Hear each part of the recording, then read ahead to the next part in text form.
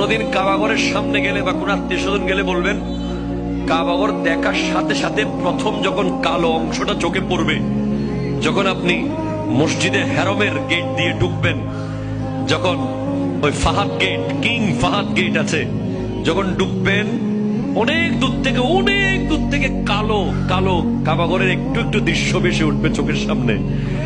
তখন দোয়াটা করবেন, কিন্তু দোয়া করবেন কয়টা? যখন কয়টা? একটা দোয়াই কবুল হবে দেখার সাথে সাথে।